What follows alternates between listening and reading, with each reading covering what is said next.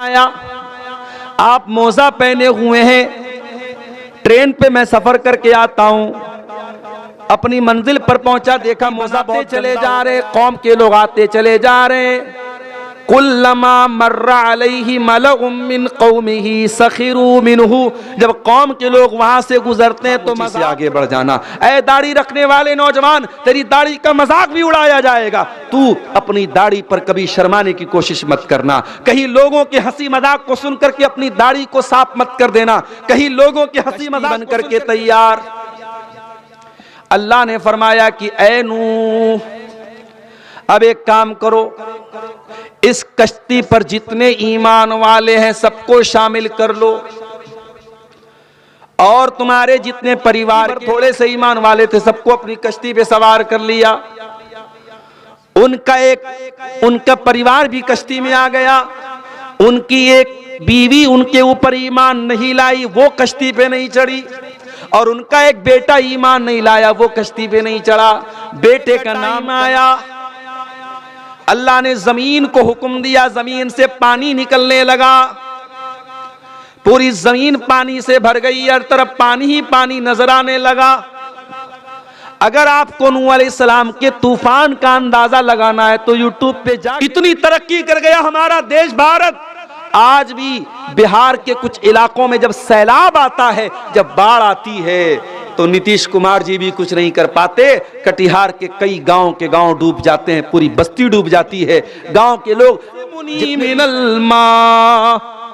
बेटा कहने लगा, अब्बा जान मैं बहुत जीनियस हूं, अगर पानी आया, पानी का थपेड़ा आया, पानी की लहरें आई, अब्बा जान मैं पहाड़ के ऊपर चला जाऊंगा। अरे पानी कितना ऊंचा जाएगा, पहाड़ तक थोड़ी जाएगा, मैं पहाड़ पे चली। औरत आई, उनके आगे सजदा किया और उनकी शर्मगाह को छू करके आशीर्वाद दिया।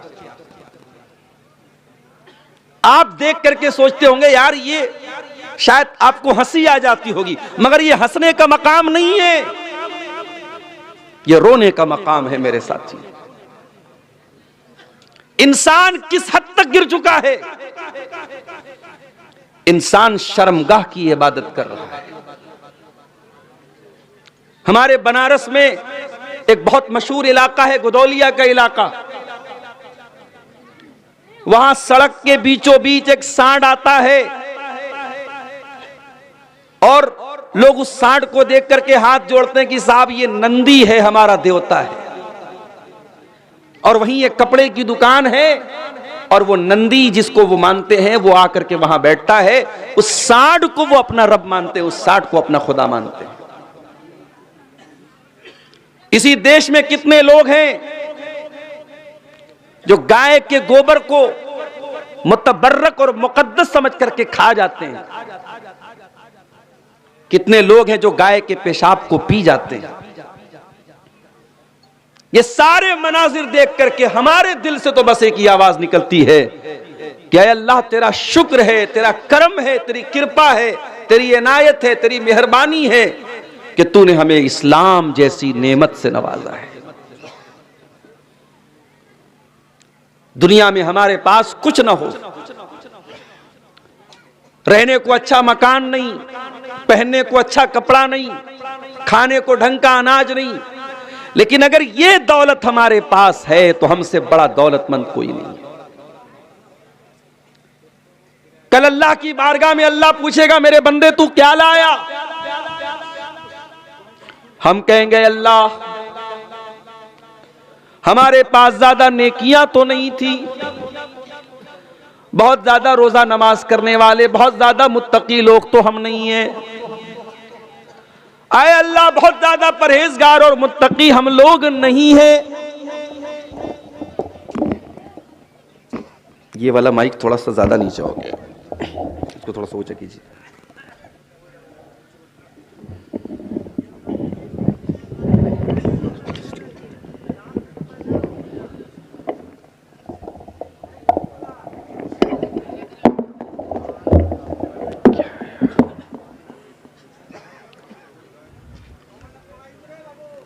अल्लाह पूछेगा, मेरे बंदे तू क्या लाया? हम कहेंगे अल्लाह ज्यादा रोजा नमाज तो हमारे पास नहीं है, ज्यादा तकवा तो नहीं है, ज्यादा दीनदारी तो नहीं है, लेकिन ऐ अल्लाह ये पेशानी अगर झुकी है तो तेरी बारगाह में झुकी है, तेरी तौहीद लेकर के आए हैं। ऐ अल्लाह तेरी तौहीद के साथ कभी हमने कोई समझौता नहीं किया। कम से कम ये तो कहने का हमारे पास एक सहारा होगा कि अल्लाह हम तौहीद लेकर के आए हैं। और ऐ मुसलमानों, कान खोल करके सुन लो, तुम्हारे पास अगर तौहीद की दौलत है तो इससे बड़ी कोई दौलत नहीं है। दुनिया की सारी दौलतें इस दौलत के आगे बेकार हैं।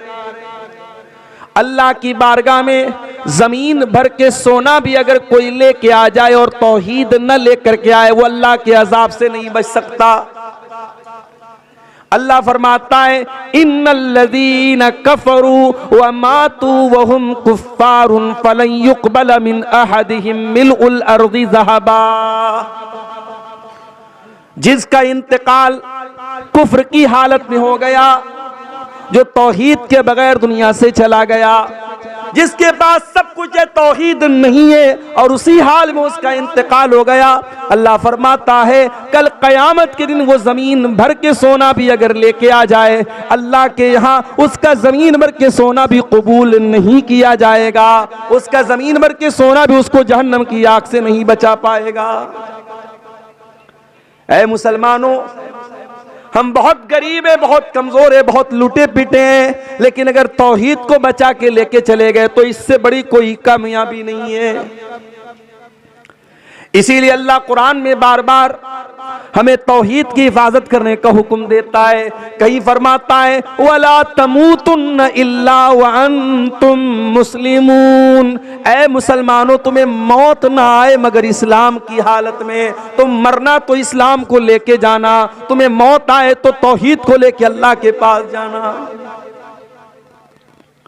पांचों टाइम की नमाज हम पढ़ते हैं, नमाज की हर रकात में सूरह फातिहा पढ़ते हैं। सूरतुल फातिहा के अंदर हम बार बार अल्लाह ताला से एक दुआ मांगते हैं, इहदिनस सिरातल मुस्तकीम।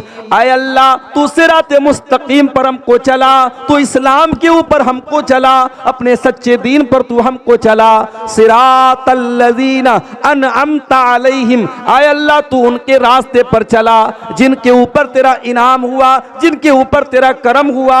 आय अल्लाह, तू नबियों के रास्ते पे चला, तू सिद्दीकीन के रास्ते पे चला, तू शुहदा के रास्ते पे चला, तू सालिहीन के रास्ते पर चला। गैरिल मग़दूबि अलैहिम वलद्दाल्लीन।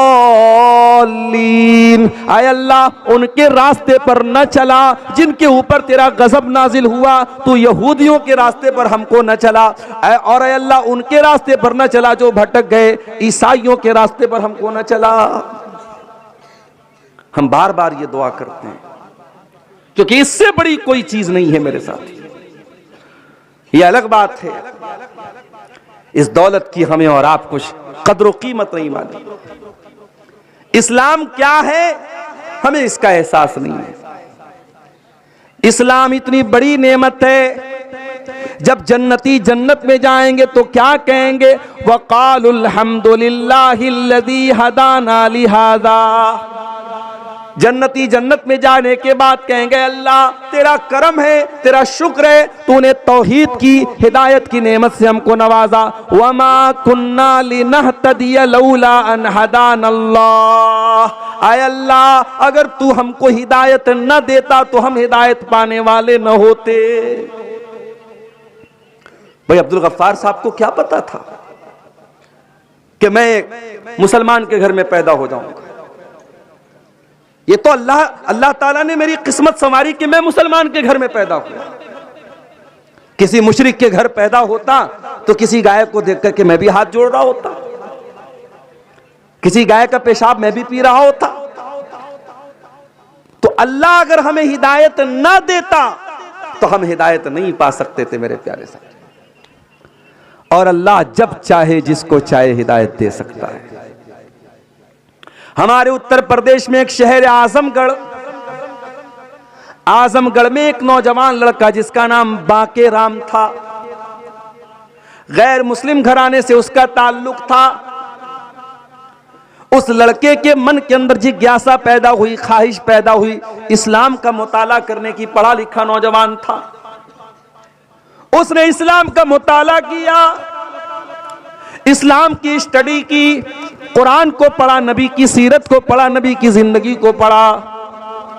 एक मौलवी साहब से मिला, मौलवी साहब मैं इस्लाम को स्वीकार करना चाहता हूं, क्या करना पड़ेगा? मौलवी साहब ने कहा जाओ गुस्ल करके आओ। गुस्ल करके आया, पाक साफ हो करके आया। मौलवी साहब ने कहा चलो कलमा पढ़ो, अशहदु अल्ला इलाहा इल्लल्लाह, मैं गवाही देता हूं अल्लाह के सिवा कोई इबादत के लायक नहीं है, व अशहदु अन्ना मुहम्मदन अब्दुहु व रसूलुहु, और मैं गवाही देता हूं कि मोहम्मद सल्लल्लाहु अलैहि वसल्लम अल्लाह के बंदे हैं, अल्लाह के रसूल हैं। वो लड़का मुसलमान हो गया। मौलवी साहब ने कहा आप क्या चाहते हो? कहा मौलवी साहब मैंने इस्लाम कबूल तो कर लिया, मगर मैं चाहता हूं मैं इस्लाम की और स्टडी करूं और मुताला करूं, मैं कुरान की लैंग्वेज को पढ़ना चाहता हूं, मैं हदीस को पढ़ना चाहता हूं। मौलवी साहब ने कहा बहुत मेहनत करना पड़ेगा। कि मैं मेहनत करने को तैयार हूं। उस लड़के ने उत्तर प्रदेश से 2000 किलोमीटर दूर तमिलनाडु का सफर किया, और तमिलनाडु के एक इलाके उमराबाद में जमात अहले हदीस का एक बहुत बड़ा इदारा जिसका नाम जामिया दारुस्सलाम उमराबाद है, वहां जाकर के उसने एडमिशन लिया। उस लड़के ने 10 साल तक उस इदारे में तालीम हासिल की, और वहां से पूरा आलिम बन करके, कुरान और हदीस का जानकार बन करके निकला। उसके नंबर इतने अच्छे आए, उतने उसके मार्क्स इतने अच्छे आए, उसका एडमिशन मदीना यूनिवर्सिटी के अंदर हो गया। मदीना के अंदर उसने एडमिशन लिया। इल्म हदीस की फैकल्टी में उसका शौक था नबी की हदीसों को पढ़ने का। उसने हदीस की फैकल्टी में एडमिशन लिया, और इल्मे हदीस में पहले उसने बीए किया, फिर एमए किया, फिर पीएचडी किया। इतना पढ़ लिख करके वो इंसान खामोश नहीं बैठा। उसके मन में एक और जज्बा पैदा हुआ कि मैं अपने नबी की तमाम सही हदीसों को इकट्ठा कर दूं। उसने अपने नबी की तमाम सही हदीसें जो अलग अलग किताबों में पाई जाती हैं सबको इकट्ठा किया, और 12 जिल्दों में उसने 12 मोटे मोटे वॉल्यूम्स में उसने किताब लिखी, और किताब का नाम उसने लिखा अल जामे अस्सही। और दुनिया उस इंसान को डॉक्टर ज़ियाउर रहमान आज़मी के नाम से जानती है। नहीं जानते थे, उस लड़के के माँ बाप को भी शायद पता नहीं था कि हमारा ये लड़का मुसलमान होगा और अपने दौर का इतना बड़ा आलिम बनेगा। मेरे प्यारे साथियों, हिदायत अल्लाह के हाथ में है, हिदायत आलिम के हाथ में भी नहीं है। आलिम रास्ता बता सकता है, आलिम तबलीग कर सकता है, आलिम आपको सही रास्ता बता सकता है, मगर आपको हिदायत देना अल्लाह के इख्तियार में है। अल्लाह अपने नबी से कुरान में कहता है इन्नका ला तहदी मन अहबब्ता वलाकिन्नल्लाह यहदी मन यशा। ऐ मेरे नबी, आप जिसको चाहे उसको हिदायत नहीं दे सकते, हिदायत तो अल्लाह के हाथ में, अल्लाह जिसको चाहता हिदायत देता है। नबी के चचा अबू तालिब बहुत प्यार करते थे नबी से, हर मुश्किल मौके पर नबी का साथ देते हैं। जब अबू तालिब के इंतकाल का टाइम आता है, अल्लाह के नबी चाहते मेरे चचा कलमा पढ़ लें। ओ लोगो, कितने खुश नसीब हैं वो लोग जिनके माँ बाप मुसलमान हैं। माँ के मरने के बाद कम से कम दुआ तो कर सकते हो, अल्लाह मेरी माँ की बख्शिश कर दे। जरा कोई इब्राहिम अलैहिस्सलाम के कलेजे से जाके पूछे, वो अपने बाप के लिए मगफरत की दुआ भी नहीं कर सकते। हमारे प्यारे नबी अपनी माँ की मगफरत की दुआ नहीं कर सकते थे। हमारे नबी ने भी अपनी माँ की मगफरत की दुआ की इजाजत मांगी, अल्लाह ने कहा कि नहीं, इजाजत नहीं मिलेगी। अगर आपकी माँ मुसलमान है, अगर आपका बाप मुसलमान है, मेरे प्यारे साथियों, ये बहुत बड़ी अल्लाह की नेमत है। इस नेमत की कदर करो मेरे प्यारे साथियों। अबू तालिब बाप की तरह नबी को पाला है। आज आखिरी टाइम है, इंतकाल का टाइम है। अल्लाह के प्यारे नबी अपने चचा के पास आते हैं, ऐ मेरे चचा, आपने मेरा बहुत साथ दिया है, आप मेरे सहारा बन के हमेशा खड़े रहे हैं, आज आपका आखिरी टाइम है।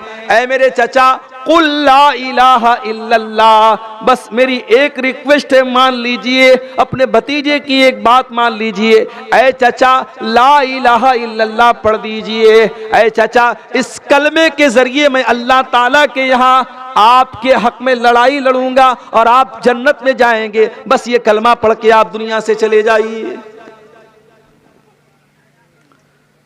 अबू तालिब सोच में पड़ गए, क्या करूं, भतीजा इतना बोल रहा है, पढ़ दूं क्या कलमा। वहीं पर अबू जहल बैठा था, वहीं पर अब्दुल्ला बिन उमैया बैठा था। उसने कहा, अबू तालिब खबरदार, मरने का टाइम है, जिंदगी भर अपने बाप दादा के तरीके को फॉलो करते रहे, मरने के टाइम कहीं बाप दादा से बगावत मत कर देना। ऐ अबू तालिब, अपने बाप दादा का तरीका न छोड़ के चले जाना, अपने बाप दादा के नाम पे कलंक मत लगने देना, अपने भतीजे की बात मत मानना, जो तेरे बाप दादा का धर्म है उसी धर्म पर कायम रहना। अबू तालिब ने कलमा नहीं पढ़ा। आखिरी जुमला जो अबू तालिब की जुबान से निकला, बुखारी और मुस्लिम की रिवायत, अबू तालिब ये कह करके दुनिया से गए, अला मिल्लत अब्दुल मुत्तलिब, मैं अपने बाप अब्दुल मुत्तलिब के मजहब पर दुनिया से जा रहा हूं। इसीलिए उलमा कहते हैं कि सोहबत का बड़ा असर पड़ता है। अगर अबू तालिब के पास वो अबू जहल न बैठा होता, अब्दुल्ला बिन उमैया न बैठा होता, तो शायद अबू तालिब कलमा पढ़ लेते। मगर बुरी संगत और बुरे लोगों के साथ आप उठेंगे बैठेंगे तो उसका असर तो जरूर पड़ेगा आपकी ऊपर। हमारी बहुत सारी मुसलमान लड़कियां कॉलेजों में पढ़ती हैं और वो कॉलेज गर्ल्स कॉलेज होता है, वहां लड़के नहीं पढ़ते, सिर्फ लड़कियां पढ़ती हैं। माँ बाप तो बड़े खुश हैं, चलो आज के दौर में हमारी लड़की कोई एजुकेशन में नहीं पढ़ रही है, लड़का लड़की साथ में पढ़ते तो बवाल होता, चलो लड़कियों के कॉलेज में पढ़ रही है, हमारी लड़की सेफ है। माफ कीजिए, आपकी लड़की सेफ नहीं है। आपकी लड़की जिन लड़कियों के साथ पढ़ती है, आप तो बड़े दीनदार हैं, आप तो इस्लाम को फॉलो करने वाले हैं, लेकिन आपकी लड़की जिस कॉलेज में पढ़ती है वहां बहुत सारी ऐसी लड़कियां हैं जिनके 10-10 बॉय फ्रेंड हैं, जो रात रात भर लड़कियों से चैटिंग करती हैं, जो जिना करती हैं, जो बदकारी करती हैं। और आपकी लड़की जब ऐसी लड़कियों के साथ पढ़ेगी तो उनका असर आपकी बेटी के ऊपर भी पड़ेगा। सोहबत का असर पड़ता है मेरे प्यारे साथी। अबू तालिब के ऊपर सोहबत का असर पड़ा, कलमा नहीं पढ़ सके, इंतकाल हो गया और कुरान की आयत नाजिल हो गई, इन्नका ला तहदी मन अहबब्ता वलाकिन्नल्लाह यहदी मन यशा। ऐ मेरे नबी, आप जिसको चाहे उसको हिदायत नहीं मिलेगी, अल्लाह जिसको चाहेगा उसको हिदायत मिलेगी। हिदायत हमारे हाथ में नहीं है मेरे प्यारे साथियों। इसीलिए शायर कहता है, अबू तालिब के किस्से ने हकीकत खोल कर रख दी, न हो आंखें तो घर की रोशनी से कुछ नहीं होता। अगर आपकी आंखों में रोशनी ही नहीं है, आपके घर में बड़े बड़े बल्ब लगा दिए जाएं, बड़े बड़ी मरकरी लगा दी जाए, बड़े बड़े ट्यूबलाइट लगा दिए जाएं, अगर आपकी आंखों में रोशनी ही नहीं है तो लाइट का क्या फायदा है। मेरे प्यारे साथियों, अबू तालिब नबी के चचा होने के बावजूद, नबी के गार्जियन होने के बावजूद कलमा नहीं पढ़ पाए। एक और मिसाल दे दूं आपको, हजरत नूह अलैहिस्सलाम का नाम सुना है आपने? 950 साल तक, 950, 1000 में 50 साल कम, इतनी उम्र तक हजरत नूह अलैहिस्सलाम अल्लाह के दीन को फैलाते रहे। अगर आज नमाज पर करमटोला में तकरीर हुई और कल सुबह कोई फजर न पड़े तो माफ करना, तकरीर करने वाले का क्या कसूर है।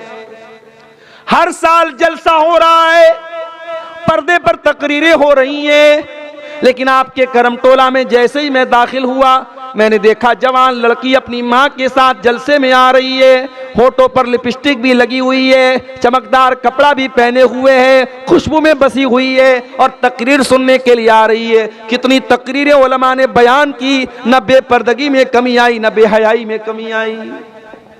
अगर आप अमल नहीं करते हैं तो माफ करना मेरे प्यारे साथियों, इसमें तकरीर करने वालों का, बयान करने वालों का क्या कसूर है।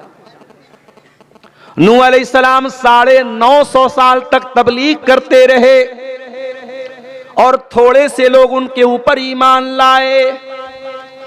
अल्लाह ने हुक्म दिया कि ऐ नूह अब बस बहुत हो गया, वस्नइल फुल्का बिआयुनिना, ऐ नूह अलैहिस्सलाम हमारे हुक्म से कश्ती बनाओ।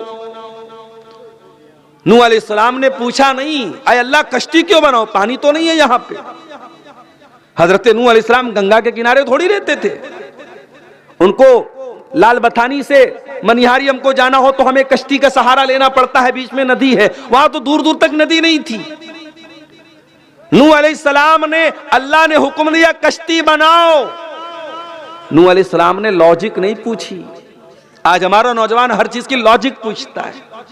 मौलवी साहब, एक औरत का मेरे पास मैसेज आया, मौलवी साहब ये बताइए कि शौहर के मरने के बाद बीवी को 4 महीना 10 दिन की इद्दत क्यों गुजारनी पड़ती है।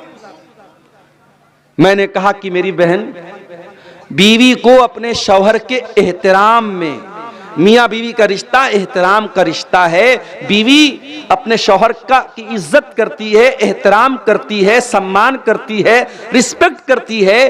तो अल्लाह ताला ने हुक्म दिया है कि शौहर मर जाए तो बीवी 4 महीना 10 दिन तक इद्दत गुजारे। और फिर मैंने उस बहन को यह भी नसीहत की कि हर चीज की लॉजिक मत तलाश किया करो। शरीयत में आपको बहुत सारी ऐसी चीजें मिलेंगी, कोई लॉजिक नहीं है, कोई लॉजिक नहीं। जाड़े का मौसम आया, आप मोजा पहने हुए हैं, ट्रेन पे मैं सफर करके आता हूं, अपनी मंजिल पर पहुंचा, देखा मोजा बहुत गंदा हो गया है। मैं वजू की हालत में, अगर मैंने मोजा पहना हुआ है, शरीयत कहती है कि सफर में आप 3 दिन तक मोजा पहने पहने वजू कीजिए और पैर धोने के बजाय पैर के ऊपर मसा कर लीजिए। अब लॉजिक ये कहती है कि साहब जब मैंने मोजा पहना है तो मोजे पर जो डस्ट लग रहा है, जो गंदगी लग रही है, वो तो नीचे लग रही है, तो मसा तो नीचे होना चाहिए, मगर मसा नीचे नहीं, मसा ऊपर होगा। दीन में हर जगह लॉजिक नहीं चलेगी मेरे प्यारे साथी। अल्लाह ने कहा ऐ नूह कश्ती बनाओ। नूह अलैहिस्सलाम ने लॉजिक नहीं पूछी, कश्ती बनाने लगे। ये भी नहीं पूछा अल्लाह कश्ती क्यों बना रहा हूं, पानी तो दूर दूर तक नहीं है। नूह अलैहिस्सलाम कश्ती बनाने लगे। अब कश्ती बनाते चले जा रहे, कौम के लोग आते चले जा रहे। कुल्लमा मर्रा अलैहि मलउम मिन कौमिही सखिरू मिनहु, जब कौम के लोग वहां से गुजरते हैं तो मजाक उड़ाते हैं, देखो भाई हजरत नूह तो बड़ई बन गए, ये तो बड़ई का काम कर रहे हैं, ये तो कश्ती बना रहे, लोग मजाक उड़ा रहे, लोग ठट्ठा कर रहे हैं, लोग हंसी उड़ा रहे हैं, मगर नूह अलैहिस्सलाम खामोशी से अपना काम करते चले जा रहे हैं। सबक ये दे रहे हैं, ऐ सच्चाई के रास्ते पे चलने वाले, ऐ दीन के रास्ते पे चलने वाले, दुनिया तेरा मजाक उड़ाएगी, तू परवाह मत करना। ऐ नकाब पहनने वाली खातून, तू नकाब पहन के निकलेगी, कोई नारा भी लगाएगा अपने मजहब का, तू खामोशी से आगे बढ़ जाना। ऐ दाढ़ी रखने वाले नौजवान, तेरी दाढ़ी का मजाक भी उड़ाया जाएगा, तू अपनी दाढ़ी पर कभी शर्माने की कोशिश मत करना। कहीं लोगों के हंसी मजाक को सुनकर के अपनी दाढ़ी को साफ मत कर देना, कहीं लोगों के हंसी मजाक को सुनकर के अपने नकाब से ऐ मुसलमान औरत तो समझौता मत कर लेना। हजरत नूह ने सबक दिया। दुनिया कुत्ते भौंकते रहते हैं और हाथी चलता रहता है, हाथी की चाल पे कुत्तों के भौंकने से कोई फर्क नहीं पड़ता है। नूह अलैहिस्सलाम कश्ती बनाते चले जा रहे हैं और कौम के लोग मजाक उड़ाते चले जा रहे हैं। कश्ती बन करके तैयार, अल्लाह ने फरमाया कि ऐ नूह अब एक काम करो, इस कश्ती पर जितने ईमान वाले हैं सबको शामिल कर लो, और तुम्हारे जितने परिवार के लोग हैं उनको भी कश्ती पर बिठा लो। वमीन कुल्लिन ज़ौजैन इस्नैन, और हर जानदार, हर जानवर का जोड़ा भी अपनी कश्ती में रख लो, जो भी जानदार तुम्हारे सामने मौजूद है। नूह अलैहिस्सलाम ने जितने ईमान वाले थे, मुट्ठी भर थोड़े से ईमान वाले थे, सबको अपनी कश्ती पे सवार कर लिया। उनका परिवार भी कश्ती में आ गया।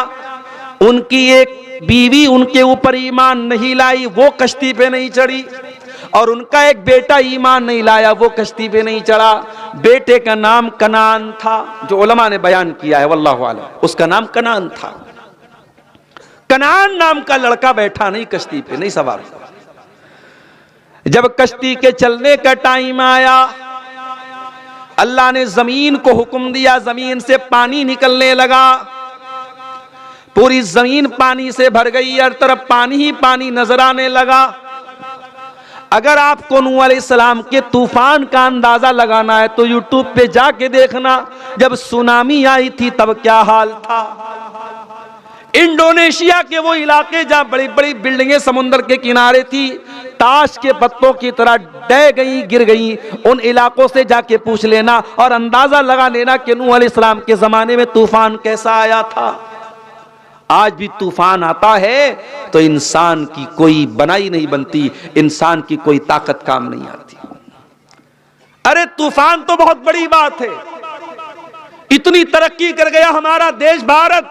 आज भी बिहार के कुछ इलाकों में जब सैलाब आता है, जब बाढ़ आती है, तो नीतीश कुमार जी भी कुछ नहीं कर पाते। कटिहार के कई गांव के गांव डूब जाते हैं, पूरी बस्ती डूब जाती है। गांव के लोग जितने दिन सैलाब आता है अपना गांव छोड़ के कहीं और चले जाते हैं। इस सैलाब का, इस बाढ़ का भी हमारे पास कोई सॉल्यूशन नहीं है।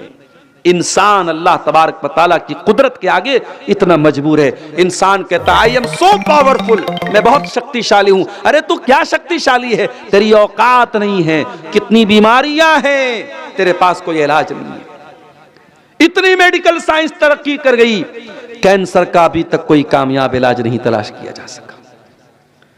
जाओ मुंबई के टाटा कैंसर हॉस्पिटल में जाके देखो, हजारों लोग बेचारे जिंदगी और मौत की लड़ाई लड़ रहे हैं। अपने घर, मकान, खेत खलियान बेचकर लाखों का इलाज करा रहे। क्यों?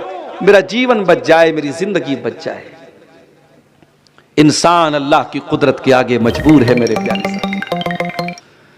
नूह अलैहिस्सलाम ने कश्ती पर सबको बिठा लिया।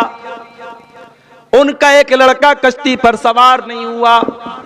काला या बुनय्या इरकब माना वला तकुम मअल कौमिल काफिरीन, कहा है मेरे बच्चे जल्दी से कश्ती पे आ जा, काफिरों का साथ न दे, तू काफिरों के साथ डूबने वाला न बन, मेरी कश्ती में आ जा। काला सावी इला जबली यासिमुनी मिनल मा, बेटा कहने लगा अब्बा जान मैं बहुत जीनियस हूं, अगर पानी आया, पानी का थपेड़ा आया, पानी की लहरें आई, अब्बा जान मैं पहाड़ के ऊपर चला जाऊंगा। अरे पानी कितना ऊंचा जाएगा, पहाड़ तक थोड़ी जाएगा, मैं पहाड़ पे चला जाऊंगा। हजरत नूह अलैहिस्सलाम ने फरमाया काला ला आसिमल यौम मिन अम्रिल्लाहि इल्ला मर रहीम, ऐ मेरे बच्चे ये अजाब है, ये तूफान अल्लाह का अजाब है, और अल्लाह के अजाब से कोई पहाड़ भी तुझे नहीं बचा सकता। तूफान आया और हजरत नूह अलैहिस्सलाम का बेटा डूब गया, मर गया, डूब गया, खत्म हो गया, और आखिरत भी उसकी बर्बाद होगी, क्योंकि अल्लाह ने कहा था वही कामयाब होगा जो तेरी कश्ती पे आएगा। जब नूह अलैहिस्सलाम का बेटा उनकी आंखों के सामने डूब गया, इतने बड़े नबी हैं, अल्लाह ने बता भी दिया था कि जो कश्ती में जाएगा वही बचेगा।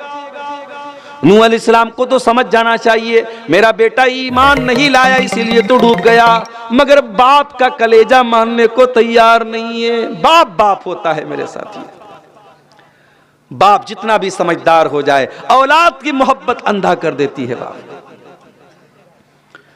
काला, हजरत नूह अलैहिस्सलाम ने कहा अल्लाह तूने वादा किया था तू मेरे परिवार को बचाएगा, मेरी फैमिली को बचाएगा। आय अल्लाह मेरा बेटा मेरी आंखों के सामने डूब गया। इन्ना वादकल हक, आय अल्लाह तेरा वादा सच्चा है, तेरा वादा कहां गया? मेरा बेटा कैसे डूब गया, मेरा बच्चा कैसे डूब गया? अल्लाह अकबर। बेटे ने बाप की बात नहीं मानी, बाप समझाता रहा, बेटे ने बाप की बात नहीं मानी, बेटा डूब गया। मगर बाप की मोहब्बत देखो मेरे प्यारे साथी, जिनके बाप जिंदा है बाप की कदर कर लो मेरे भाइयों, जिनकी माएँ जिंदा है माओं की कदर कर लो। न माँ कभी दोबारा जिंदगी में मिलेगी, न बाप कभी दोबारा जिंदगी में मिलेगा। आज 4 पैसे तुम्हारे पास हैं, बाप को जरूरत पड़ी तो तुम्हें वो पैसे देने में हमारी जान जाती है। बीवी अलग समझा रही है, अरे चलो अब्बा को क्या जरूरत है पैसा देने की। अरे आज जिस बाप को तुम पैसा देने से कतरा रहे हो और तुम्हारे पास पैसे की कमी नहीं है, कल तुम तलाश करोगे कि कहां मेरा बाप मुझे मिल जाए, मैं उसके हाथ में कुछ पैसे रख दूं। जिस मां ने तुझको अपने पेट में 9 महीने रखा है, उस मां को छोटी छोटी जरूरतों के लिए तेरे सामने हाथ फैलाना पड़े, और आज तू उसको उसकी जरूरतें नहीं पूरी करता, उसकी दवाएं नहीं लाता, उसको तू खाने पीने की चीजें तक ला के नहीं देता। कल जब ये माँ चली जाएगी तो तेरा हाथ मचलेगा कि काश मेरी माँ जिंदा होती, मैं उसे नई साड़ी ला के देता, मैं उसे नए कपड़े ला के देता, मैं उसके खाने की चीज उसको ला के देता। तू तरसेगा अपनी माँ को देने के लिए। माँ जिंदा है तो माँ की कदर कर लो मेरे भाई, बाप जिंदा है तो बाप की कदर कर लो। मरने के बाद करम टोला के मदरसे में अपने बाप की तरफ से 1 कट्ठा जमीन भी दे दी तो बाप की खिदमत का हक अदा नहीं होगा। अगर माँ की तरफ से यतीमों को खाना भी खिला दिया तो माँ को जिंदगी में जो तूने खिलाया है उसके सवाब के बराबर तू नहीं पहुंच सकता। जिंदगी में माँ बाप की कदर करो मेरे साथी, बाप बाप होता है। कहा अय अल्लाह तूने वादा किया था तू मेरे परिवार को बचाएगा, अल्लाह मेरा बेटा डूब गया, क्यों डूब गया? काला या नूह इन्नहु लैसा मिन अहलिक इन्नहु अमलुन गैरु सालिह। ऐ नूह तेरा बेटा तेरे परिवार में से नहीं है, तेरे अहल में से नहीं है, तेरे बेटे का अमल गड़बड़ है। इन्नहु अमलुन गैरु सालिह, तेरे बेटे का किरदार गड़बड़ है। आज हमारे यहाँ बिरादरीवाद बहुत चलता है, अंसारी है तो अंसारी में ही शादी होगी। कटिहार जाता हूं, वहां शेरशाबादी, मुसलमानों में शेरशाबादी बिरादरी है, और एक बिरादरी वहां सुरजापुरी है। शेरशाबादी सुरजापुरी में 36 का आंकड़ा है। दरभंगा जाता हूं, वहां शेख और अंसारी में 36 का आंकड़ा है। हमारे यूपी में सिद्धार्थनगर जाता हूं, वहां खान और जो दूसरी बिरादरी के लोग उसमें 36 का आंकड़ा। आज बिरादरी पर हम मर रहे हैं, अपनी बिरादरी पर बड़ा नाश करते हैं।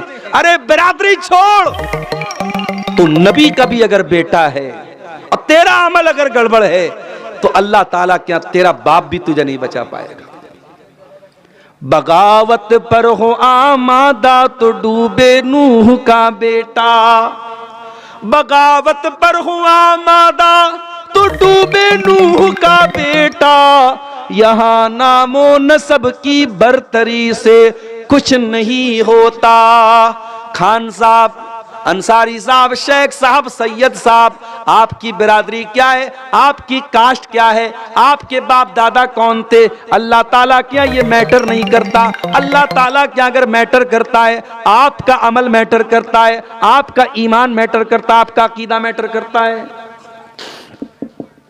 हजरत नूह अलैहिस्सलाम अपने बेटे को नहीं बचा पाए मेरे साथी, इसीलिए अल्लाह कहता इन्नका ला तहदी मन अहबब्ता, ऐ मेरे नबी आप जिसको चाहे हिदायत दे दे, ऐसा नहीं है, हिदायत हम देते हैं। मेरे अजीजों, मेरे भाइयों, अल्लाह ने हमको आज हिदायत की नेमत से नवाजा है, इस्लाम की नेमत से नवाजा है।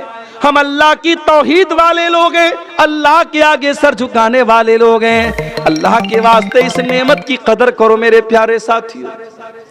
वल्लाह कलेजा दुखता है जब हम कोई खबर सुनते हैं, अखबार में पढ़ते हैं हमारी कोई मुसलमान बहन मुर्तद हो गई, इसी झारखंड की रांची में एक नुसरत जहां नाम की लड़की, जो 5 टाइम की नमाजी थी, जो रोजेदार थी, जो उलमा के बयानात सुना करती थी, 5 टाइम की नमाजी लड़की, दीनदार लड़की, तकरीरें सुनने वाली लड़की, नाम था नुसरत जहां।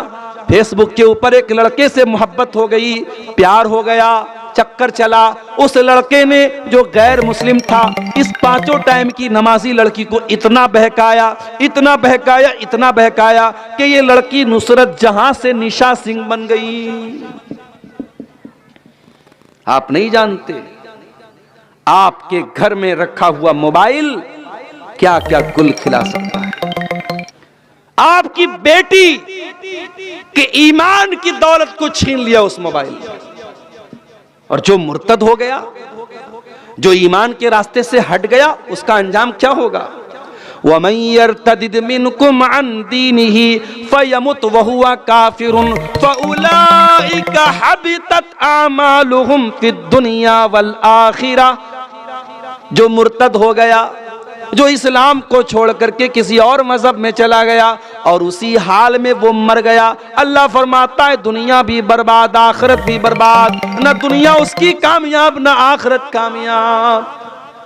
मेरे भाइयों, क्या ये सुनकर के हमारा कलेजा नहीं दुखता, हमारे दिल को तकलीफ नहीं पहुंचती कि आज हमारी मुसलमान बहनें आज मुर्तद हो जाती हैं, आज इस्लाम को छोड़ देती हैं, उनको कोई बताने वाला नहीं कि इस्लाम कितनी बड़ी नेमत है। ये इस्लाम तो वो नेमत है कि सुमैया बिनते खैयात नाम की औरत अपने जवान बेटे के सामने अबू जहल कहता है, ऐ सुमैया तूने मोहम्मद का दीन नहीं छोड़ा, तूने इस्लाम नहीं छोड़ा, ऐ सुमैया तेरे तन से कपड़े उतार दूंगा, तेरे जवान बेटे के सामने तुझको नंगा कर दूंगा। सुमैया तू बूढ़ी हो चुकी है, तू कमजोर हो चुकी है, मगर ऐ सुमैया तेरे दिल में अल्लाह की मोहब्बत और तौहीद की मोहब्बत आज भी उतनी ही मजबूत है। सुमैया अपने दीन को छोड़ने को तैयार नहीं, अपने रब की तौहीद को छोड़ने को तैयार नहीं। सुमैया के बदन से कपड़े उतार लिए गए। अल्लाह, ये मंजर भी देखना था, रूए जमीन को ये मंजर भी देखना था कि जवान बेटे के सामने उसकी मां को नंगा कर दिया गया। ये अजियत भी उस बूढ़ी ने गवारा कर लिया। इतने पर बस न किया अबू जहल ने, कहा है सुमैया अगर तूने इस्लाम नहीं छोड़ा मैं अभी तुझे कत्ल कर दूंगा। अबू जहल ने बर्ची उठाई और सुमैया की शर्मगाह के ऊपर दे मारा। सुमैया शहीद हो गई, अल्लाह की राह में पहला खून बहाने वाली खातून बन गई। ओ मेरी प्यारी माँ बहनों, अपने दीन को बचा करके सुमैया ने जान दे दी। क्यों? क्योंकि सुमैया का अकीदा था जान दी हुई उसी की थी, हक तो ये है कि हक अदा न हुआ। ये जान तो अल्लाह ने दी थी, अगर आज अल्लाह ने मांग ली तो मैं जान देने को तैयार हूं। सुमैया ने जान दे दी मगर ईमान का समझौता नहीं किया। इस ईमान की, इस दीन की कदर वो समझती थी। मेरे प्यारे साथी, इस इस्लाम की कदर व कीमत कोई हजरत बिलाल से पूछे, बिलाल हमारी और आपकी तरह खूबसूरत तो नहीं थे, गोरे चट्टे तो नहीं थे, काले कलूटे थे, हबशा के गुलाम थे। बिलाल को उनका मालिक अरब के तपते हुए सहरा पे लेटाता था, सीने पर गरम पत्थर रखता था और बिलाल से कहता था, ए बिलाल हम तुझे टॉर्चर करना छोड़ देंगे, तुझे तकलीफ पहुंचाना छोड़ देंगे। ए बिलाल बस एक कंडीशन है, तू इस्लाम को छोड़ दे, तू मोहम्मद के दीन को छोड़ दे। बिलाल तू इस्लाम को छोड़ दे, हम तुझे तकलीफ देना छोड़ देंगे।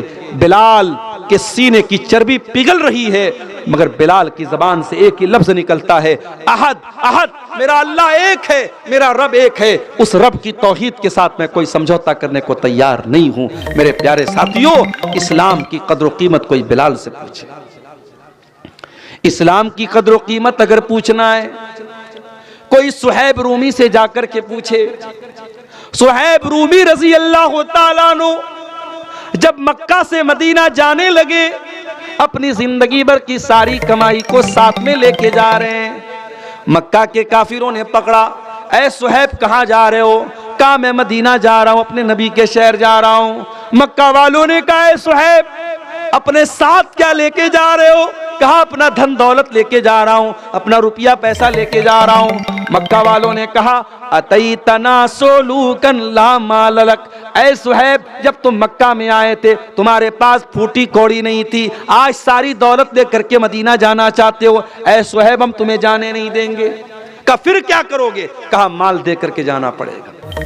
सुहैब रूमी रज़ी अल्लाह ताला अन्हु ने जिंदगी भर की कमाई एक सेकंड की देर किए बगैर मक्का के काफिरों के हवाले कर दी और खाली हाथ मदीना पहुंचे। मक्का से मदीना 480 किलोमीटर का सफर तय किया और मदीना पहुंचे। अल्लाह के प्यारे नबी फजर की नमाज पढ़ा रहे थे। सुहैब रूमी गए और नमाज में शामिल हो गए। नबी ने सलाम फेरा, सामने सुहैब रूमी नजर आ गए। नबी खड़े हुए, सुहैब को गले लगाया, सुहैब को गले लगाया और गले लगा करके अभी सुहैब ने कुछ बताया नहीं है, अभी सुहैब कुछ बोले नहीं है। नबी ने फरमाया ऐ सुहैब मुझे अल्लाह की तरफ से सब बता दिया गया है, मुझे खबर दे दी गई है। ऐ सुहैब रबिह तलबैया, रबिह तलबैया, ऐ सुहैब तूने बड़े फायदे का सौदा किया है, तूने बड़े मुनाफे का सौदा किया है। वो इस्लाम हमें मिला है मेरे प्यारे साथियों, जिस इस्लाम को पाने के लिए सहाबा ने अपनी जानें दे दी, अपना सब कुछ कुर्बान कर दिया, वो फोकट में हमें मिला है, फ्री में मिला है। इसलिए हमें इस इस्लाम की कदर नहीं मालूम है मेरे प्यारे साथियों। मेरे प्यारे अजीज हो, अल्लाह कुरान के दूसरे पारे में कहता है या अय्युहल्लज़ीना आमनू उदखुलू फिस्सिल्मि काफ़ा, ऐ ईमान वालो इस्लाम में पूरे के पूरे दाखिल हो जाओ। वला तत्तबिउ खुतवातिश शैतान, और ऐ ईमान वालो शैतान के रास्ते पर मत चलो, पूरे पूरे दाखिल हो जाओ। आज हम पूरे पूरे दाखिल नहीं है, माफ कीजिएगा। ओ मेरी प्यारी माँ बहनों, बहुत तकरीरें सुनने का जज्बा आपके अंदर है, अपने घर बार को छोड़ करके जलसे में आई हो, पिंडाल में आई हो। अगर आप तकरीर तो सुनती हो, कुरान तो सुनती हो, नबी की हदीसों को तो सुनती हो, लेकिन अगर आप इस्लाम की बात नहीं मानती हो, पर्दा नहीं करती हो, हया नहीं करती हो, शौहर की बात नहीं मानती हो, अपनी इज्जत का ख्याल नहीं करती हो, तो माफ करना मेरी बहनों, आप इस्लाम में पूरी की पूरी दाखिल नहीं है। अल्लाह कह रहा है उदखुलू फिस्सिल्मि काफ़ा, इस्लाम में पूरे के पूरे दाखिल हो जाओ। नबी के जमाने में एक औरत आती है। अल्लाह के नबी के पास जब औरतें आती थी बैत करने के लिए, अल्लाह के नबी पर्दे के इस पार होते थे, उस पार औरतें होती थी। वो औरत बैत कर रही है, अल्लाह के नबी के ऊपर बैत कर रही है, नबी पर्दे के इस पार, औरत इस पार है। अल्लाह के नबी कहते चलो बैत करो, अल्लाह के साथ शिर्क नहीं करोगी। कहती है मैं वादा करती हूँ अल्लाह के साथ शिर्क नहीं करूंगी। फिर नबी कहते हैं वला यसरिकना, चोरी नहीं करोगी। कहती है मैं चोरी नहीं करूंगी। फिर नबी फरमाते वला यज़नीना, ज़िना नहीं करोगी। जब ज़िना का नाम सुना, उस लड़की ने, उस औरत ने जल्दी से अपने सर पे हाथ रख लिया और कहा कि अल्लाह के नबी, क्या कोई इज्जतदार औरत ये काम भी कर सकती है? हजरत आयशा कहती हैं अल्लाह के नबी को जब पता चला कि जिना का नाम सुन करके उस औरत ने जल्दी से अपने चेहरे पर, अपने सर पर हाथ रख लिया और कहा कि क्या कोई इज्जतदार औरत जिना भी कर सकती है? नबी को उस औरत की ये अदा बहुत पसंद आई कि वो औरत इतनी इज्जतदार औरत है, इतनी पाक दामन औरत है कि जिना का लफ्ज सुन करके उसने कहा कि नहीं, एक इज्जतदार औरत तो ये काम नहीं कर सकती है। आज हालात इतने बुरे हैं मेरे प्यारे साथियों, आज पाक दामन मर्दों और औरतों को तलाश करना मुश्किल हो रहा है। बदकारी इतनी फैल रही है, जिनाकारी इतनी फैल रही है, हराम रिश्ते इतने पनप रहे हैं कि आज पाक दामनी को तलाश करना मुश्किल हो रहा है। मैं मर्दों से भी कहूंगा, मैं अपनी माँ बहनों से भी कहूंगा, उदखुलू फिस्सिल्मि काफ़ा, इस्लाम में पूरे के पूरे दाखिल हो जाओ। अपनी शर्मगाह की हिफाजत करो, अपनी इज्जत की हिफाजत करो। अल्लाह के प्यारे नबी फरमाते हैं, मन यज़मली मा बैन लिह्यैहि व मा बैन रिजलैहि अज़मन लहुल जन्ना। दो चीजों की गारंटी दे दो, एक जबान की गारंटी दे दो, एक शर्मगाह की गारंटी दे दो, मैं तुम्हें जन्नत की गारंटी देता हूं। अल्लाह के प्यारे नबी यहां तक फरमाते हैं कि हर इंसान के मुकद्दर में जिना का हिस्सा लिखा हुआ है।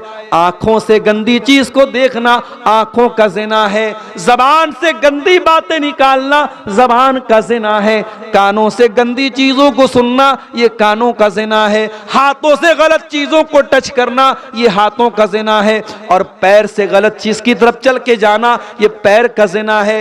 यानी हर इंसान कोई हाथ का जिना कर रहा है, कोई पैर का कर रहा है, कोई आंखों का कर रहा है। अल्लाह के नबी ने फरमाया इब्ने आदम के मुकद्दर में जितना लिखा है उतना वो जिना कर रहा है। और जब इंसान अपनी आंखों की हिफाजत नहीं करता, हाथों की हिफाजत नहीं करता, कानों की हिफाजत नहीं करता, तो अल्लाह के नबी कहते हैं वल क़ल्बु यहवा व यतमन्ना, फिर दिल में गंदे ख्यालात पैदा होते हैं, गंदी ख्वाहिशात पैदा होती है, और फिर शर्मगाह उसकी तस्दीक करती है या उसको झुटला देती है। यानी अगर आपने अपने आप को आंखों के जिना से नहीं बचाया, कानों के जिना से नहीं बचाया, जबान के जिना से नहीं बचाया, तो असल जिना से बचाना भी मुश्किल हो जाएगा।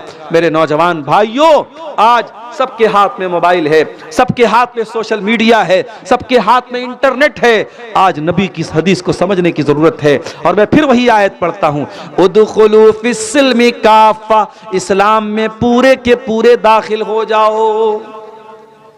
और आगे बढ़िए, शादी ब्याह को देख लीजिए, चाहे आपके झारखंड के इस इलाके की अंसारी समाज के लोग हों, चाहे आप बंगाल में चले जाएं, बंगाल को देख लीजिए, आप बिहार चले जाएं, बिहार में शेरशाबादी बरादरी के लोगों को देख लीजिए। शादी ब्याह में बहुत सारी हराम चीजें आज हमारे समाज में चल रही हैं। ये जहेज चल रहा है, कहीं बारात चल रही है, कहीं बाकायदा लड़की वालों से बाकायदा लंबी चौड़ी डिमांड की जा रही है। हमारे एक साथी हैं, हमारे साथ टीचर हैं, बिहार के रहने वाले हैं, 8-9 लड़कियां हैं उनकी, बेचारे पूरी उम्र उनकी गुजर, अभी रिटायर होने वाले 2-3 साल में, अभी भी कई लड़कियों की शादी बाकी है। एक लड़की का रिश्ता लगा, अगले दिन मदरसे में आए, मैंने कहा मास्टर साहब मुबारक हो, आपकी बेटी का रिश्ता लग रहा है। कहा कि शेख साहब रिश्ता तो लग रहा है, खुशी की बात है, मगर दुख की बात यह है लड़के ने 5 लाख की डिमांड की है। मैंने कहा लड़का करता क्या है? कहा कि लड़का राजगीर का काम करता है, मिस्त्री का काम करता है, घर मकान बनाने वाला मिस्त्री का काम करता है। गौर करो ये हालात हैं। वो तो मास्टर साहब थे, सरकारी टीचर थे, उनको चलो उनके पास कहीं ना कहीं से पैसे का इंतजाम था। जिस गरीब के पास इंतजाम नहीं है वो बेचारा अपना खेत बेचकर, अपनी जमीन बेचकर, बैंक से कर्जा ले लेके अपनी लड़कियों की शादी कर रहा है। ओ लोगों, कब तुम्हारी आंखें खुलेगी, कब होश आएगा? पानी सर से ऊपर जा चुका है। आज इन रस्मों की वजह से कितने गरीब हैं जो अपनी बेटियों की शादी नहीं कर पा रहे हैं। उनकी जवान बेटियां जवानी की दहलीज को पार कर रही हैं। अल्लाह न करे, अल्लाह न करे अगर उन लड़कियों के कदम बह गए, उन लड़कियों ने गलत रास्ता चुन लिया, मेरे प्यारे भाइयों, वो लड़कियां तो गुनहगार होंगी, मगर उसका जिम्मेदार कौन होगा? जिम्मेदार कौन होगा? बड़ी अच्छी पहल अभी बनारस से हुई है। बनारस में अंसारी समाज में एक तंजीम चलती है, बुनकर बिरादराना तंजीम उसको बोलते हैं। उस तंजीम ने अभी एक ऐलान किया है कि कोई जहेज नहीं लिया जाएगा। 4-5 छोटे छोटे बर्तन बाप अपनी खुशी से लड़की को देगा, कोई जहेज नहीं दिया जाएगा। शादी के मौके पर सिर्फ 5 जोड़ा कपड़ा दिया जाएगा, उससे ज्यादा नहीं। बारात नहीं जाएगी। शादी में वलीमा में भी एक तरह का खाना होगा, एक से ज्यादा नहीं होगा। हालांकि अभी ये सारी मीटिंग हुई है, सारा कानून पास हुआ है, अमल हो तो बड़ी बात है, लेकिन ये मीटिंग होना और इस तरीके का कानून बनना ये भी बहुत बड़ी बात है। मैं स्वागत करता हूं इस तरीके की पहल का, और मैं चाहता हूं कि बनारस से निकलने वाली ये आवाज आपके झारखंड, गोड्डा, साहेबगंज और आपके इस इलाके में भी उस पर अमल हो, और यहां भी हमारे जो चाहे अंसारी समाज के लोग या और दूसरी बिरादरी के लोग हों, अपने शादी ब्याह को मेरे साथियों आसान करो। या अय्युहल्लज़ीना आमनु दुखुलू फिस्सिल्मि काफ़ा, ऐ ईमान वालो इस्लाम में पूरे के पूरे दाखिल हो जाओ।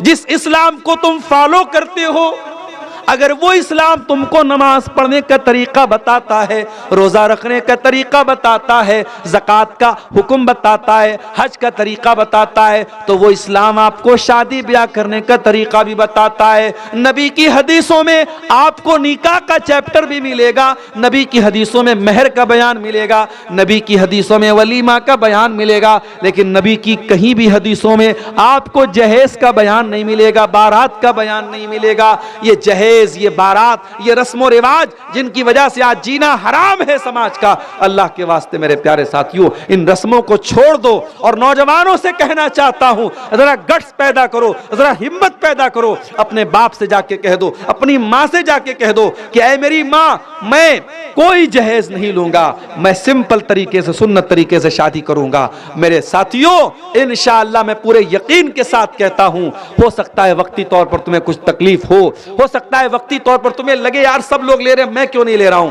मगर आगे चल करके आप एहसास करेंगे अल्लाह उस निकाह में बरकत अता करेगा मेरे प्यारे साथियों। और आगे बढ़िए, एक आदमी पांचों टाइम की नमाज पढ़ता है, मस्जिद से बाहर निकलता है, जब मार्केट में बिजनेस करने जाता है, मस्जिद में पांचों टाइम की नमाजें पढ़ने वाला और रातों में तहज्जुद की नमाज भी पढ़ने वाला, जब मार्केट में दुकान पर बैठता है, जब बिजनेस करता है, वहां झूठ भी बोलता है, वहां वादा खिलाफी भी करता है, वहां कस्टमर के साथ फ्रॉड भी करता है, वहां वो हराम तरीके भी अपनाता है। ऐ मेरे भाइयों, तुम कारोबार में, अपने बिजनेस में ये क्यों भूल गए कि तुम मुसलमान हो? जिस दीन को तुम मानते हो, जिस मजहब को तुम मानते हो, वो मजहब तुम्हें कारोबार करना भी सिखाता है, वो मजहब तुम्हें बिजनेस करना भी बताता है। क्या नबी ने आपको बिजनेस करने का तरीका नहीं बताया? अल्लाह के प्यारे नबी फरमाते हैं, अल-बय्यान बिल खियारी मालम यतफर्रका फ़इन सदका व बय्यना बुरिका लहुमा फी बैहिमा। जब एक आदमी सामान खरीदता है, एक आदमी सामान बेचता है, अगर दोनों सच बोलते हैं अल्लाह उनके कारोबार में बरकत पैदा करता है। व इन कज़बा व कतमा, और अगर दोनों झूठ बोलते हैं, मुहिक़त बरकत बैहिमा, अल्लाह उनके कारोबार की बरकत को छीन लेता है। अल्लाह के नबी एक दिन मार्केट गए, एक सहाबी अनाज बेच रहे थे, गल्ला बेच रहे थे, गालिबन गेहूं या जौ की दुकान थी उनकी। नबी ने उनके जौ के अंदर हाथ डाला, अंदर का जौ भीगा हुआ, ऊपर का सूखा हुआ। नबी ने कहा यह क्या है मेरे भाई?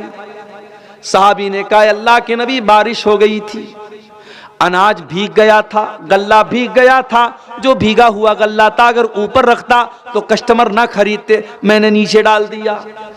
आपने फरमाया ऐ मेरे सहाबी, ये तो धोखा हो गया, कस्टमर आएगा, सूखा अनाज देखेगा, ऑर्डर देगा और तुम निकालोगे तो अंदर गीला अनाज होगा, ये तो कस्टमर के साथ फ्रॉड हो गया।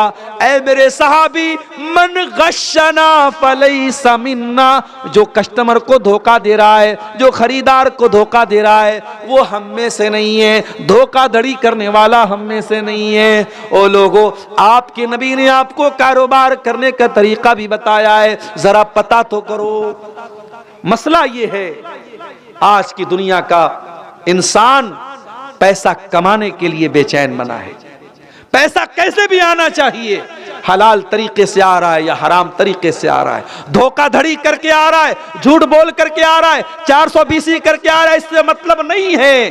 अल्लाह के नबी ने फरमाया था कयामत के पहले कैसा दौर आएगा, याती अलन्नासी ज़मानुन ला युबालिल मरउ मिन ऐना खज़ल माल, इंसान परवाह नहीं करेगा। आपके इसी इलाके में बंधन बैंक, बंधन लोन की शक्ल में औरतों को लोन दिया जा रहा है और बाकायदा इंटरेस्ट पर लोन दिया जा रहा है, और घर की औरतों को इन्वॉल्व करके लोन दिया जा रहा है, और चंद पैसों के लिए, ज्यादा बड़ा अमाउंट नहीं, 5,000, 10,000, 20,000 का अमाउंट बैंक के जरिए इंटरेस्ट पर, ब्याज पर आज मुसलमान ले रहा है। मेरे भाइयों, जिस मुसलमानों के समाज में लाखों करोड़ों रुपए लोग अपने फालतू के शौक पर उड़ा देते हैं, काश हम कोई संस्था ऐसी बनाते, कोई इदारा ऐसा बनाते, कोई यूनिट ऐसी बनाते। हमारा कोई गरीब भाई है, उसको पैसे की जरूरत है, हम कोई ऐसा सिस्टम बनाते, आ मेरे भाई हम तुझे कर्जा देंगे और इसको कोऑपरेटिव बुनियाद पर देंगे, हम तुझे बगैर इंटरेस्ट के कर्जा देंगे, तू धीरे धीरे करके हमारा कर्जा भर देना। ऐसा कोई सिस्टम हम बनाते तो हमारी बहुत सारी कौम के लोग आज ब्याज से बच जाते। ये ब्याज इतनी खतरनाक चीज है, मेरे प्यारे नबी ने फरमाया कि अल्लाह की लानत हो ब्याज खाने वाले पर, ब्याज खिलाने वाले पर, ब्याज की गवाही देने वाले पर और ब्याज लिखने वाले पर, सब पर अल्लाह की लानत हो। इस गुनाह से मेरे प्यारे साथियों अपनी समाज को हम बचा सकते थे। और आगे बढ़िए, आजकल हमारा नौजवान सट्टेबाजी कर रहा है, जुआ खेल रहा है, ड्रीम 11 के जरिए, ऑनलाइन एप्स के जरिए। पहले लोग जुआ खेलते थे ताश के पत्तों के जरिए, आज जमाना तरक्की कर गया, मोबाइल पर गेम खेल के आज जुआ खेला जा रहा है।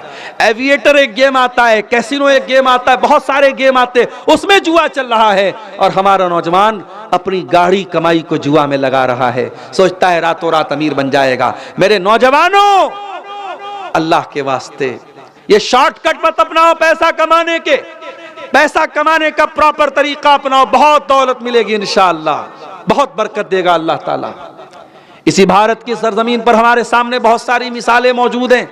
चाहे रतन टाटा की जिंदगी आप उठा के देख लें, जो टाटा कंपनी के मालिक थे, अभी हाल में उनका इंतकाल हुआ। चाहे विप्रो कंपनी की असीम प्रेम जी की जिंदगी को आप पढ़ लें, चाहे रिलायंस कंपनी के फाउंडर धीरूभाई अंबानी की जिंदगी पढ़ लें, ये जितने बड़े बड़े कारोबारी हैं, इनकी जिंदगियों को आप उठा के देखें। इन्होंने ग्राउंड से शुरुआत की थी, जमीन से शुरुआत की थी, किसी छोटे बिजनेस से शुरुआत की थी, मेहनत करते रहे, ईमानदारी से लगे रहे, अपने दिमाग का सही इस्तेमाल करते रहे और अपने कारोबार को बहुत आगे लेकर के गए। मेरे प्यारे साथियों, आप हलाल तरीके से बहुत पैसा कमा सकते हो, हराम तरीके से कमा करके अपनी आखिरत को बर्बाद मत करो मेरे प्यारे साथियों। और आगे बढ़िए, उदखुलू फिस्सिल्मी काफा, इस्लाम में पूरे के पूरे दाखिल हो जाओ। हमने ये समझा नमाज पढ़ लिया बस हो गए मुसलमान, मुसलमान के घर में पैदा हुए, खतना करा लिया, सर पे टोपी लगा लिया, लुंगी पहनने लगे, हो गए मुसलमान। नहीं मेरे प्यारे साथियों, इस्लाम पूरी जिंदगी, पूरी लाइफ स्टाइल का नाम है। इस्लाम इस पर भी लागू होता है। आप अपनी बीवी के लिए शौहर कैसे हैं, आप अपने बच्चों के लिए बाप कैसे हैं, आप अपने पड़ोसी के लिए पड़ोसी कैसे हैं। एक इंसान लोगों के साथ बहुत अच्छा सलूक करता है, मगर अपनी बीवी के लिए वो जल्लाद बना हुआ है, बीवी से ढंग से बात नहीं करता, बीवी को हमेशा गुस्सा दिखाता है, बीवी पर हमेशा रोब झाड़ता रहता है, बीवी को गुलाम बना के रखा है। माफ करना मेरे प्यारे साथियों, मैंने अपने कानों से सुना है, कहने वाले यहां तक कहते हैं औरत पैर की जूती है, उसको कभी सर पे न चढ़ाना और न सर पे चढ़ करके पेशाब कर देगी। ये जुमला मुसलमान कहता है। ओ लोगों, जिस औरत को तुम पैर की जूती करार दे रहे हो, मेरे नबी क्या फरमाते हैं, खैरुकुम खैरुकुम ले अहलिही व अना खैरुकुम ले अहली। ओ लोगों, तुम में सबसे बेहतरीन इंसान वो है जो अपनी बीवी के लिए सबसे अच्छा है, और अल्लाह के प्यारे नबी फरमाते हैं कि मैं अपनी बीवी के लिए सबसे अच्छा हूं। आपकी 9 बीवियां एक साथ रहती थीं, आप उनके नखरे भी उठाते थे, आप उनकी ख्वाहिशात को पूरा भी करते थे, उनका हक भी अदा करते थे, सफर में जाते थे, कुरान अंदाजी करते थे, ड्रॉ करते थे, जिस बीवी का नाम आता था उसको लेके जाते थे। अभी कल एक साहब का फोन आया, कहने मौलवी साहब एक मसला पूछना है। मैंने कहा क्या मसला है? कहा अगर किसी की 2 बीवियां हैं और जिस बीवी के पास उसकी बारी लगी है, मान लीजिए हफ्ते में 2 दिन इस बीवी के पास, 2 दिन उस बीवी के पास उसने बारी लगाई है। अब जिस बीवी के पास वो गया है, वो बीवी अगर पाक नहीं है, पीरियड में है, तो क्या वो अपनी पहली वाली बीवी के पास जा सकता है? मैंने कहा तो बड़ा पेचीदा मसला आपने पूछ लिया भाई। मैंने कहा अच्छा आप ये मसला पूछ रहे हैं कि आपकी 2 हैं? तो कहा कि अल्हम्दुलिल्लाह मौलवी साहब मेरी 2 हैं। तो 2 वाले भी कभी कभी फोन करते हैं। वो तो अच्छा हुआ कि मैं घर पे नहीं था और हमारी अहलिया तो जल्दी से फोन काट देती है कि 2 वाला क्यों फोन कर रहा है आपको। तो अब बीवियां 2 हैं, लेकिन इंसान इस बात की चिंता कर रहा है कि कैसे उनके साथ इंसाफ करो। आज हालात क्या हैं? एक बीवी वाला भी अपनी बीवी के साथ जुल्म सितम कर रहा है। मेरे अजीजों, ये बीवी नबी अकरम ने अपनी बीवियों के साथ हुस्न सलूक करके ये तालीम दी है कि आप अपनी बीवियों के साथ अच्छा सलूक कीजिए, पक्के मुसलमान बनिए, पूरे मुसलमान बनिए, अपने बच्चों के लिए अच्छे बाप बनिए। ये जो हमारी कौम की बेटियां मुर्तद हो रही हैं, कभी आपने गौर किया ये मुर्तद क्यों हो रही हैं? उसके बहुत सारे असबाब हैं, बहुत सारे कारण हैं, बहुत सारे रीजंस हैं। उसमें एक वजह यह भी है, जिन बच्चियों को घर में प्यार नहीं मिलता, कभी माँ ढंग से बात नहीं करती, कभी बाप मोहब्बत से बात नहीं करता, तो उन लड़कियों को मोबाइल पर कोई जरा सा आई लव यू बोल दे, जरा सा मोहब्बत के चंद जुमले फेंक दे, जरा उनके बालों की तारीफ कर दे, उनके चेहरे की तारीफ कर दे, तो वह लड़कियां लट्टू हो जाती हैं और उनके लिए मोम बन जाती हैं। इसलिए अपनी लड़कियों को ये नाजायज मोहब्बतों के जाल से बचाना है तो जायज मोहब्बतें उनको दो। अपने अपने बच्चियों से प्यार करो मेरे प्यारे साथियों। हमारे प्यारे नबी सल्लल्लाहु अलैहि वसल्लम अपनी बच्चियों से बहुत प्यार करते थे। 4 बेटियां आपकी थीं, 4 बेटियां आपकी थीं। बड़ी बेटी ज़ैनब थी, उसके बाद रुकैया थी, उसके बाद उम्मे कुलसूम थी और सबसे छोटी बेटी फातिमा थी। हजरत फातिमा की शादी आपने हजरत अली से की थी। हजरत हसन और हुसैन की माँ थी हजरत फातिमा। जब हजरत फातिमा कभी नबी के पास आती थी, नबी की जिंदगी में 3 बेटियों का इंतकाल हो चुका था, बस यही एक बेटी बची थी, सबसे छोटी बेटी थी, सबसे लाडली बेटी थी। जब ये नबी के पास आती थी, अम्मा आयशा फरमाती है कि अल्लाह के नबी अपनी बेटी का वेलकम करते थे। बेटी को देख करके आज घरों में माहौल ऐसा बन गया है कि घर में बेटी आ जाए तो बहू अपनी नाक मुंह बनाने लगती है कि हमारी ननद आ गई। भाई भी बेचारा धीरे धीरे से किनारे हो जाता है कि बहन आ गई तो बहन के बच्चे भी आ गए, उनको पैसा देना पड़ेगा, सामान देना पड़ेगा। मेरे भाइयों, अगर अल्लाह ने आपको बहन से नवाजा है, इस बहन की मोहब्बत की कदर करो। आज के इस दौर में अगर आपकी बहन वक्त निकाल करके आपके घर आती है, उस बहन के इस रिश्ते की कदर करो, वरना एक जमाना वो आएगा कि तुम तरसोगे। भाई की अलग दुनिया होगी, बहन की अलग दुनिया होगी। अपनी बहनों को भी मेरे भाइयों उनका मान सम्मान दो, उनको प्यार दो, अपनी बेटियों को मान सम्मान दो। बेटियां अगर घर में हैं, इज्जत से बात करो। अल्लाह के नबी अपनी बेटियों का इस्तिकबाल, अपनी बेटी का इस्तिकबाल करते थे और खड़े होकर के अपनी बेटी से कहते थे मरहबम बिबनती, ऐ मेरी बेटी तेरा आना मुबारक हो। और अल्लाह के नबी अपनी बेटी का हाथ पकड़ के चूम लेते थे और अपने बगल में, अपने साइड में, अपने बाजू में, अपनी सीट पर अल्लाह के प्यारे नबी अपनी बेटी को बिठाते थे। बेटियों से प्यार करना भी नबी की सुन्नत है, बेटियों से मोहब्बत करना भी नबी की सुन्नत है। और बेटियों को मारना, बेटियों पर जुल्म करना और मां के पेट में बेटियों को कत्ल कर देना, यह मुशरिकों का तरीका है, यह जाहिलियत का तरीका है, यह मोहम्मद अकरम का तरीका नहीं है, यह इस्लाम का तरीका नहीं। इस्लाम हमें एक अच्छा बाप बनने की तालीम भी देता है। अपने बच्चों की तरबियत करो मेरे प्यारे साथियों। अभी ट्रेन पर मैं सफर कर रहा था, गैर मुस्लिम लड़के लड़की आपस में बात कर रहे थे। बात निकल गई कि आजकल जो मोहब्बत चल रही है, छोटी छोटी बच्चियां, छोटे छोटे लड़के लड़कियां प्यार मोहब्बत के नाम पे उल्टे सीधे काम कर रहे हैं। तो उस लड़की ने बड़ी पॉइंट की बात बोली, गैर मुस्लिम लड़की थी।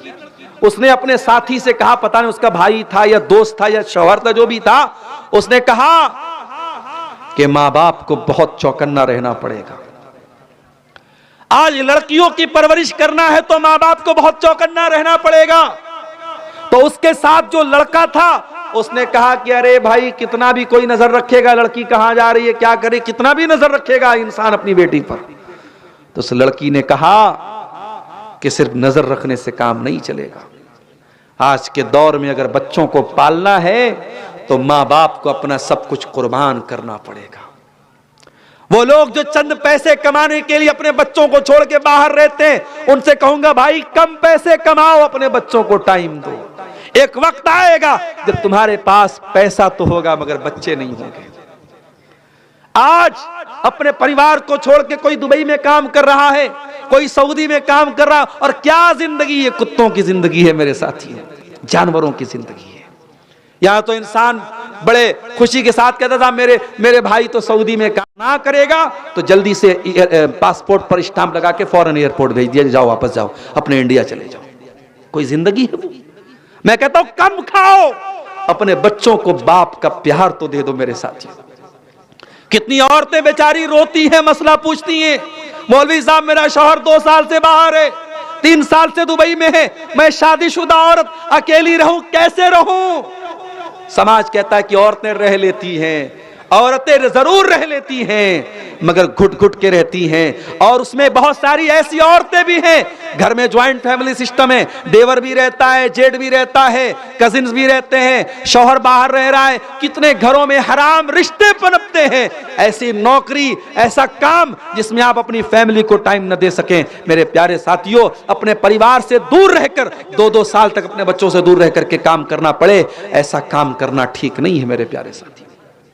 और इसीलिए मैं तकरीरों में यह बात कहता हूं कि हमारे मदरसों में जो मौलवी लोग पढ़ाते हैं, असातिज़ा जो पढ़ाते हैं, उन असातिज़ा के लिए, उन मुअल्लिमीन के लिए भी फैमिली क्वार्टर का इंतजाम होना चाहिए। जो कौम अपने खाने पीने पर लाखों करोड़ों खर्च कर सकती है, क्या अपने कौम के बच्चों को पढ़ाने वाले टीचरों के लिए फैमिली क्वार्टर का इंतजाम नहीं कर सकती?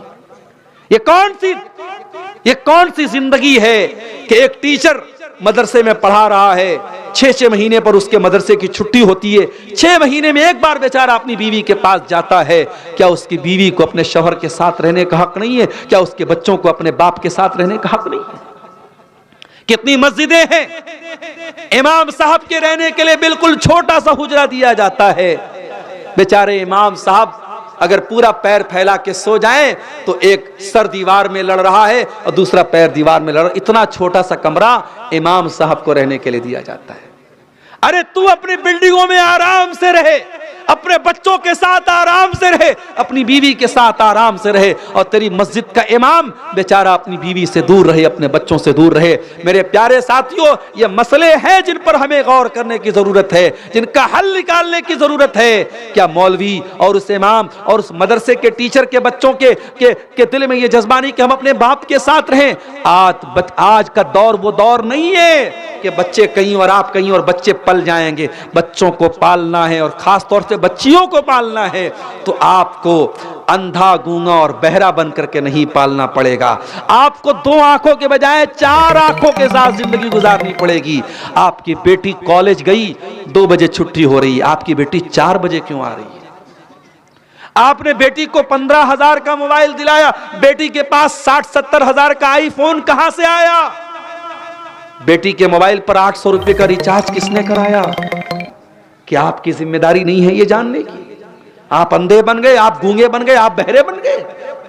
मैं भी मुंबई गया था, मुंबई के कुछ साथियों ने बताया कि मुंबई में बाकायदा कुछ ऐसे पिकनिक स्पॉट्स है, कुछ ऐसी जगह हैं जहां पे लड़के लड़कियां आपस में मिलते हैं, उसको इंग्लिश में बोलते हैं लवर पॉइंट, जहां लवर लोग और आपस में प्यार मोहब्बत का ढोंग करने वाले लोग मिलते हैं। और मुझे मुंबई के कुछ साथियों ने बताया कि मौलवी साहब कभी आपको अगर मौका मिले हम चल के दिखाएंगे। उसमें बड़ी तादाद मुसलमान लड़कियों की होती है जो घर से नकाब में निकलती है और वहां आकर के अपने महबूब से मिलती है, और महबूब कोई मुसलमान नहीं होता, गैर मुस्लिम होता है, मुशरिक होता है, काफिर होता है, और मुसलमान लड़की उसके साथ मिलती है।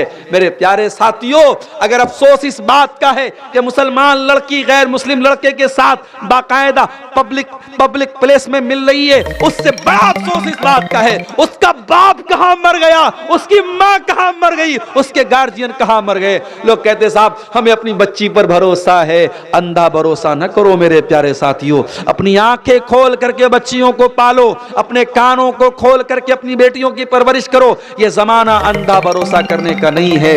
हजरत जकरिया अलैहिस्सलाम मस्जिद में रहते थे और उनकी परवरिश में मरियम थी, मरियम के वो खालू थे, मरियम को पालते थे, मरियम की परवरिश करते थे, क्योंकि मरियम के माँ बाप का इंतकाल हो चुका था, तो ये खालू थे, उन्होंने गोद ले लिया था और पाल रहे थे।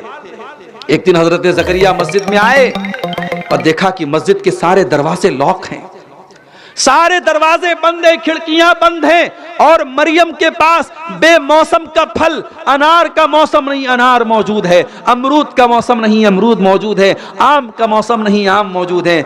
काला या मरियम अन्ना लके हाज़ा, कहा कि ऐ मरियम ये फल तेरे पास कहां से आया। ऐ बेटियों के बाप, ऐ बेटियों की माएं, आपकी बेटी रात को 2 बजे किससे बात करती है कि आपको पूछने का अधिकार नहीं, कि आपको नजर रखने का अधिकार नहीं है। आपने आंखें बंद कर ली, आपने कान बंद कर लिए, मेरी बेटी जो चाहे सो करे। नहीं, जकरिया ने पैगाम दिया, गार्जियन हो तो गार्जियन का हक अदा करो। काला या मरियम अन्ना लकी हाज़ा, कहा है मरियम ये फल कहां से आया। कालत हुवा मिन इंदिल्लाह, मरियम ने कहा खालू जान ये फल अल्लाह की तरफ से आया है, कोई इंसान नहीं लाया, कोई मस्जिद में नहीं आया, ये फल अल्लाह की तरफ से आया है। जकरिया अलैहिस्सलाम ने देखा कि अगर मेरी भांजी मरियम के पास बेमौसम का फल आ सकता है तो मैं 70 साल का बूढ़ा हो चुका हूं, औलाद मांग रहा हूं, अल्लाह से औलाद नहीं दे रहा है अल्लाह, लेकिन अगर बेमौसम का फल मिल सकता है तो मेरे जैसे बूढ़े को औलाद क्यों नहीं मिल सकती। अब वहां पे ज़करिया अलैहिस्सलाम दुआ करते हैं, रब्बि हबली मिन लदुनका ज़ुर्रियतन तय्यबा इन्नका समीउद दुआ, ऐ अल्लाह अपने इस बूढ़े बंदे को नेक औलाद दे दे, तो दुआओं को सुनने वाला है। मेरे अजीजों, ज़करिया अलैहिस्सलाम ने हमें और आपको पैगाम दिया, एक जिम्मेदार बाप बनो, एक जिम्मेदार माँ बनो। और अपनी माँ से कहना चाहूंगा, आखिरी बात बयान करके बात खत्म कर रहा हूं, अपनी माँ से एक बात कहना चाहूंगा। आपने वो हदीस बहुत सुनी होगी, माँ के पैरों के नीचे जन्नत है, वो हदीस आपने बहुत सुनी होगी, बाप जन्नत का दरवाजा है। आज अब्दुल गफ्फार सलफी के मुंह से एक और हदीस सुन लो, जो माएँ है वो भी दिल थाम के सुने और जो बाप है वो भी कलेजा थाम के सुने। अल्लाह के नबी फरमाते हैं, मा मिन अब्दिन यस्तरईहिल्लाहु रईयतन सुम्मा यमूतु यौम यमूतु व हुवा गाशुन लिरईयतिही इल्ला हर्रमल्लाहु अलैहिल जन्नह। अल्लाह के नबी फरमाते हैं सल्लल्लाहु अलैहि वसल्लम कि अगर अल्लाह ताला ने आपके कंधे पर कोई जिम्मेदारी डाली है, आपके कंधे पर कोई जिम्मेदारी डाली, ओ जमीयत के ओहदे के हासिल करने के लिए लड़ने वालों, ओ मस्जिद का मुतवल्ली बनने के लिए लड़ने वालों, ओ मदरसे का नाजिम बनने के लिए लड़ने वालों, आओ जरा नबी की हदीस सुन लो। अगर अल्लाह ने आपके कंधे पर कोई जिम्मेदारी डाली है और आपने अपनी जिम्मेदारी का हक अदा नहीं किया, अगर आपने अपनी जिम्मेदारी को सही तरीके से पूरा नहीं किया और उसी हाल में मर गए, जन्नत हराम हो जाएगी आपके लिए, जन्नत हराम हो जाएगी उस इंसान के लिए। इसीलिए सहाबा भागते थे जिम्मेदारियों से, ये जिम्मेदारी जिसको मिल जाए उसको जवाब देना पड़ेगा अल्लाह के यहाँ। ऐ लड़कियों के बाप, ऐ लड़कों के बाप, तू बाप है तो तेरे कंधे पर जिम्मेदारी है तेरी औलाद, तेरे कंधे पर जिम्मेदारी है तेरी औलाद। ऐ मेरी माँ बहनों, अल्लाह ने आपके आंगन में बच्चों की किलकारियों को गूंजने की तौफीक दी है तो बहुत बड़ी नेमत है। अरे जिन औरतों के गोद में बच्चा नहीं होता, समाज ताना मार मार के उस औरत को बीमार कर देता है। अरे ये तो बांझ है, ये तो बांझ है, इसको तो औलाद नहीं हुई, 2 साल हो गया 10 साल हो गया, इसको समाज ताना मार मार के उस औरत को बीमार कर देता है, मरीज बना देता है। अगर अल्लाह ने आपको औलाद दिया है, मेरी माँ, यह औलाद बहुत बड़ी नेमत भी है और बहुत बड़ी जिम्मेदारी भी है।